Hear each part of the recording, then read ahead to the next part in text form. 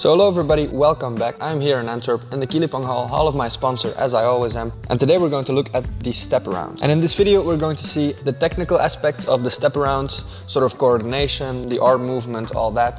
And then also I'm going to explain when to use it, when not to use it. First up is the technique and the coordination of the step around. Because it's such a deadly shot, you can use it properly and you can, if properly executed, you can win the point on a lot of occasions. But it can also happen that because you make so much space for yourself, that this table has opened entirely. So you want to do it properly. An additional thing is that because it's such a big movement to make or a big step to take, it's not so easy to make enough space, to create enough space for yourself. So how do you really step around properly? Of course, yeah, lefties, righties, it's a different thing for both of you. For me, let's say after I play the shot, when I take a step, I should put my left foot first, then the right foot. So sometimes in table tennis, you can move with both feet at the same time, but here that's not the case, okay? If I'm going to speed it up, hopefully the audio shouldn't be too messed up because of it. And so I play the shots. You see how I do left-right? For right-handers would be the opposite. So they step around, it's going to be right-left. For me, left first, right next. So one more time, I play the shot, moving, I take one step, should be one big step, left, right, and then I play. So that should be how it goes on the footwork side. Now, the arm also, it's very important because a lot of people, because they want to generate a lot of power, because they want to use it as like kill shot, so to say, they sort of let their arm go off a little bit too much and they don't take care of their technique anymore. And that's a bad thing for this shot and the shot afterwards as well. So very important that when you play it, you go forward, first of all, that you don't go too much to the side. No, you want to point your power, your energy towards the place you're playing to. When you play the arm, it should end here. You shouldn't do this. You don't have to buckle your elbow sort of and let it go over. You don't want to end over your other shoulder like in tennis. No, you really still want to end the movement in time so you can get back for a next ball should it come. And maybe an additional point of discussion is whether you should stand still during the shot or not. If you ask me, you should always take one step when you're playing any shot. So when you're playing backhand, you should move a little bit.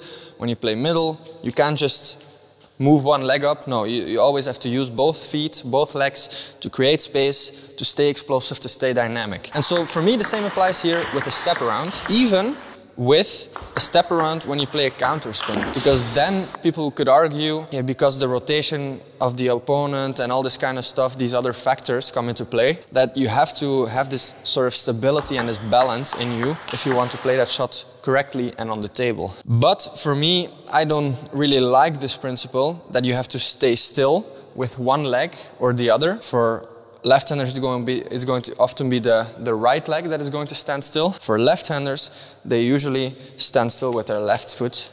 For right-handers, it should be with their left foot, apologies. But yeah, I don't like that, because then for the next ball afterwards, you still need your coordination and your rhythm of your footwork. And by maintaining sort of a two-step rhythm, which I explained in one of my videos before already, it's very practical for the next shot and the shot afterwards. So here the same thing. So if you ask me, like I said before, you create space in one step, in one go, and as you play,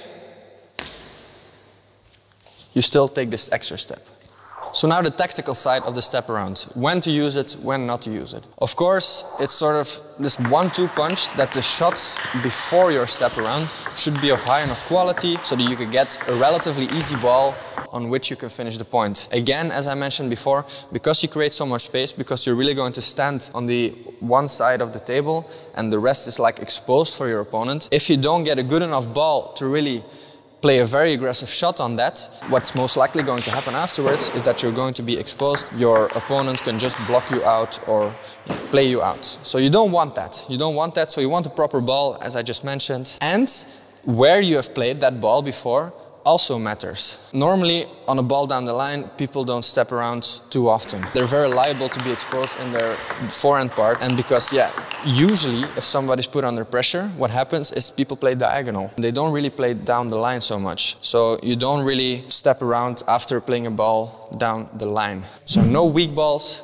no balls, down the line. That's like a basic general ground rule, okay? Sometimes exceptions, they come, they apply. But usually what's going to happen when you want to step around is after a strong ball, diagonal. Diagonal, because as I just said, when people are put under pressure, the habit or the reflex that they have is that they will play that ball diagonal, which is your backhand part. And then you can step around, then you can go for the point. Another time when you can step around is when you play, again, a diagonal serve, but half long, like one serve that's barely coming out, usually to the side of the table and not so much the baseline, sort of.